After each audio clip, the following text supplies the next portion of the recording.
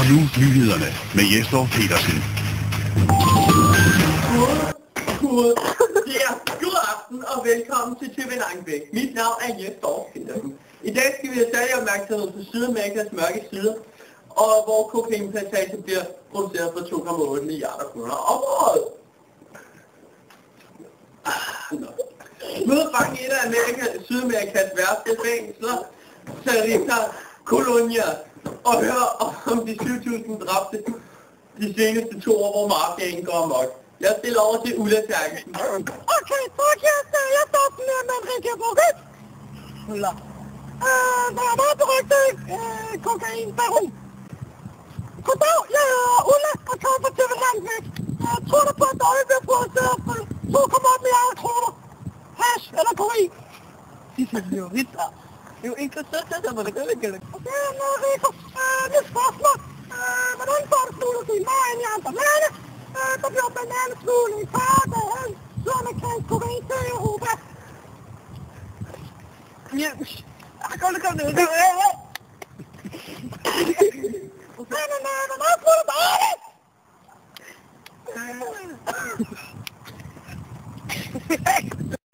Rico, men hvordan får du smuglet alt din vej i andre land? Og bliver den der smuglet for... Så man kan ikke ud til Europa. Et kvartrådkamera. Jamen, den er sådan. Tak til Ulla.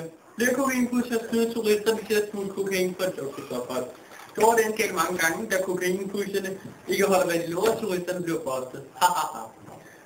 Vi stiller om til Simon Tamper, som er på besøg i et sydamerikansk fængsel, som er Tarita Colonia.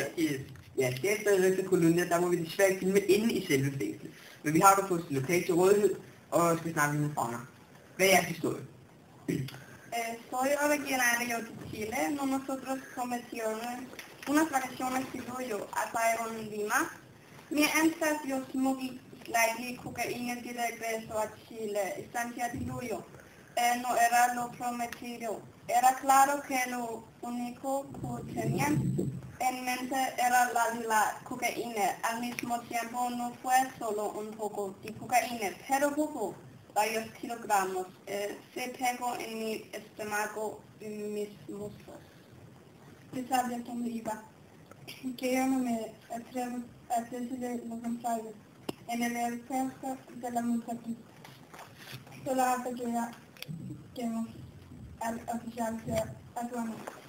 Tenían sospechas para nosotros, ya que algunos turistas por lo que me estaban en esa época.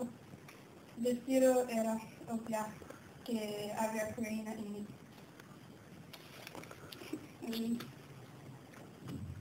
Nå, hvor hård er jeres straffe så blevet? Nosotros con daño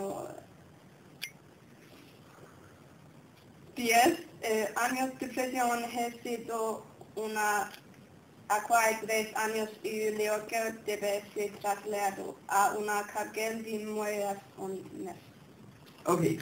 Ser I frem til at blive rykket til et fællefængsel?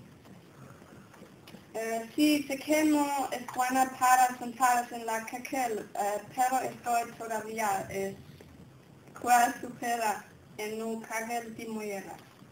Quisiera ver la sombra de una mesa. Ha sido algunos de los años más difíciles a mi estación.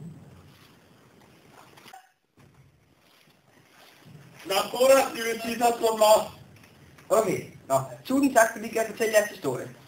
Og som I måske nok mærke til, så er det lidt generende, så de sidder og kigger ned i bordet, når de taler til mig. Det er helt andet, nemlig Guerillerum FARC. Den 2. juli 2008 blev kolumbianske sikkerhedsstyrker frigivet 14 gidsler. 11 kolumbianere, 2 amerikanere og 1 svensker. Vi har fået et interview med svenskeren Ørve Jensen. Jeg har fået Ørve Jensen i studiet her, og han vil fortælle lidt om sin historie. Jeg hedder Knud Eger Valle, og jeg kommer fra TV Langebæk. Kunne du tænke dig at fortælle lidt om din tid i fængslet? Ja, det var bra, da jeg kom ud. Det fandes mennesker overalt, som holder et øje på mig. i fængelse. Jeg havde tur, at jeg fik hjælp at fly, og vi bare fisk ryggen der borte. Jeg holdt på at dø, men jeg har traumen fundet, så jeg kan ikke berette den historien just nu. Og det var ikke så godt at høre. Er du sikker på, at du ikke kunne tænke dig at fortælle dig os hele historien? Ja, jeg er sikker. Nej, det er ikke sikkert. Så, nu vil jeg stille op til Jes igen. Kom. Det var det, Hanne. Godt. Okay, tak.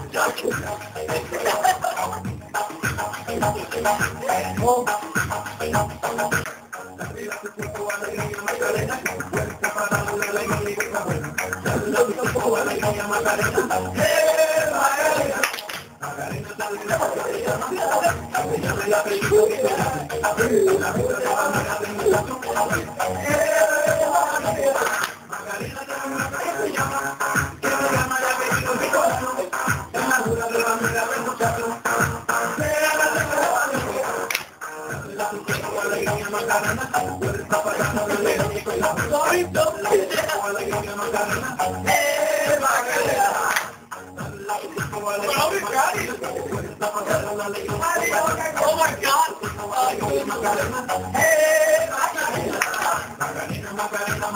I know, bro.